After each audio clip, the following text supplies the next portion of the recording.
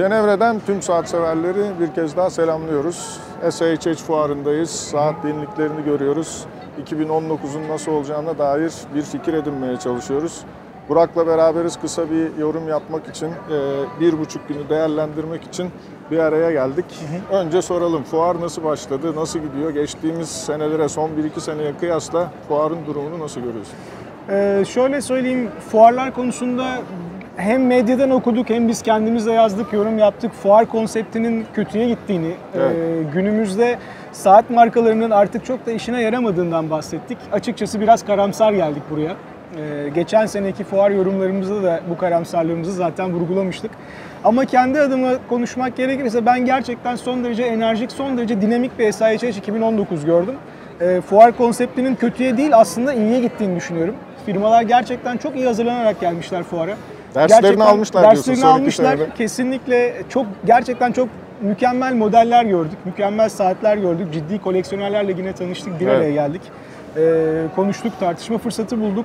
Dediğim gibi ben fuar konseptinin oldukça ümit verici ve gelişmiş olduğunu düşünüyorum. Baselworld'da da aynı grafik devam ederse bence fuar konsepti kendini kurtardı ve kanıtladı denilir. Peki yeniliklere gelelim. 2 gündür buradayız, yaklaşık 2 gündür buradayız. Kaç 11 ya da 12 tane firmayı ziyaret ettik ki daha çok yapacağımız iş var burada. Ama neredeyse girdiğimiz her yerde çok özel, çok güzel şeyler gördük diye düşünüyorum. Yani bunlar tabii çok kısa zamana sıkışacak yenilikler değil. Muhtemelen cepte tuttukları o özel şeyleri belki de bu son dönemdeki karamsarlıktan ötürü ortaya çıkarmaya karar verdiler diye düşünüyorum. Seni en çok etkileyen ne oldu fuar içerisinde bugüne kadar? Benim gezdiğimiz firmalar içinde en çok etkilendiğim açıkçası Panerai oldu. Bunu genel itibariyle Panerai'den çok fazla etkilenen bir insan değilim. Tabii bunu senden duymak enteresan oluyor. Evet yani bir saat meraklısı olarak sevdiğim bir markadır ama çok özel bir ilgim olduğunu söyleyemeyeceğim. Yalnız Panerai'nin bu sene yaptığı yenilikler gerçekten çok güzel. Yani bunları çeşitli alt başlıklarda incelemek istersek öncelikle Submersible koleksiyonunun kendi alt grubunda yer alması ve çeşitlendirilmesi, Carbotek malzemenin Panerai koleksiyonu içinde çok daha yaygın bir kullanım alanı bulması. BMG Tech'in de aynı zamanda devam etmesi. Yani aynı yeni şekilde. inovatif materyallerin kesinlikle devam etmesi. Modern bir saat markasının DNA'sını bozmadan çevre dostu çözümlere yönelmesi, bu konuda kendini sorumlu hissetmesi ve bununla ilgili bir proje yürütmesi. Örnek vermek gerekirse 3 tane pet şişenin bir araya gelmesinden oluşmuş bir kayış ya da geri dönüşümden üretilmiş titanyum bir kasa. Kesinlikle bunlar çok etkileyici özelliklerdi bence Panerai için. Ben Panerai'yi bu fuarın yıldızları arasında kesinlikle üstüne Jean-Marc Contre'nin, new CEO'nun eli değmiş bir şekilde. Aynen öyle, aynen öyle. Aynen öyle. Bonatti'nin gittiğine üzülsek de en azından yerine gelenin de gayet iyi. Tabii 20 sene boyunca Bonatti çok ciddi bir marka yarattı. Ama artık zamanda değişiyor yani kesinlikle, buna da uymak lazım.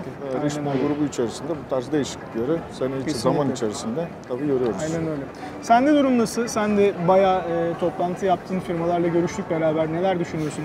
Ya ben genel anlamda çok memnunum. Ben de memnunum fuardan.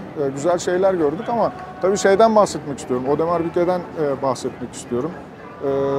Fuardan 2 gün önce yeni bir line'ı açıkladılar. Kod 1159, kod 1159. Herkes senelerdir Royal Oak hadi yeni bir şey yapın diyordu. Eleştiriyorlardı. Şimdi adamlar inanılmaz bir şey yaptı yani. Resmen 1972'deki Royal Oak hareketi gibi bir şey oldu bu. Evet. O dönemde de tabii Royal Oak çok eleştirilmişti. Bu fiyata bu saat olur mu? Masif çelik bilmem altından pahalı falan diyorlardı. Biz de eleştirdik. Açıkçası ben konuşmadım ama gördüğümde çok da hoşuma gitmedi. Fakat toplantıya girdik, birebir inceledik, modelleri tek tek gördük. Bence müthiş iş yapmışlar. Yani beğenirsiniz, beğenmezsiniz o ayrı bir şey. Sizin keyfinize, zevkinize uygundur, değildir. Ama saatçilik anlamında, horoloji anlamında bence çok önemli bir gelişme. Süper detaylar var. Bunların hepsini bir Sorovax'ta inceliyoruz. Videolarını çekiyoruz. Tek tek bütün detaylara önem veriyoruz.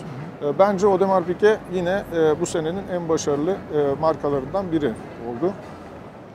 Arkadaşımızdan geçti. Çok önemli değil. Neyse onun dışında Lange-Zogne birçok yıl dönümünü kutluyor. Lange 1'in 25. yıl dönümü, Zeitwerk'in 10. yıl dönümü. Harika işler yapmışlar.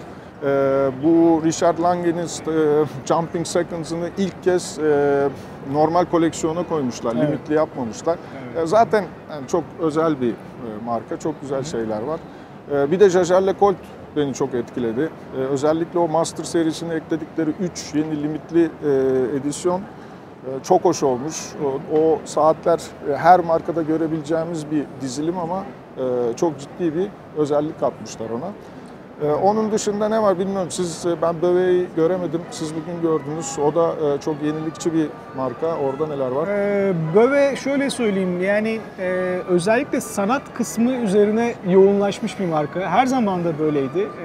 Yani gerçekten klasik geleneksel DNA'sını korumaya devam etmiş ama kıymetli taşlarla süsleme, el işleri, Evet. bunun dışında elle boyanmış kadranlar, elle işlenmiş baskılar, köprüler, yani bu konuda Bovet gerçekten bence İsviçre saat endüstrisinin en yüksek standarda sahip markalarından biri ve yeni modellerinde de bu geleneğin devam ettiğini görebiliyoruz. Evet. IWC'de gördük. Yeni pilot saatlerini yayınladılar. Özellikle fiyatlar çok iyi olmuş. Belki hani her modeli alası geliyor insanın. Kesinlikle. Bir de tabii yani bu fiyat olayını son dönemde biraz abarttılar diye düşünüyorum. Yani arttıra her sene arttıra normal bir model neredeyse %30, %40 üstü fiyatlara ulaşmıştı senelerdir ama bu sene özellikle IWC o konuda bayağı yani dikkatli davranmış ve yani böyle ulaşılabilir bir fiyat rencine gelmişler yani. Yani Richmond grubu arasında bence fiyat performans olarak şu an lider marka IWC diyebilirim. Yeni Spitfire koleksiyonu olsun, Top Gun koleksiyonu olsun gerçekten çok güzel saatler. Bu arada geleneksel klasik DNA'sından da yine bir şey yitirmeden modernize edilmiş saatler. 40 milimetrelik bir 3 kollu pilot saatini simsiyah seramik bir kasada alabiliyorsun. Evet, çok güzel bir şey. Kırmızı Spitfire yazısı, Top Gun yazısı bence çok başarılı detaylar. Ben kesinlikle koleksiyonu çok beğendim. Peki yarın bir video daha yapacağız. Bugüne kadar gördüklerimizi değerlendirmeye çalıştık. Daha birçok marka var. Richard Mille var, Montblanc var, Roger Dubuis var, Grobel Furzy var.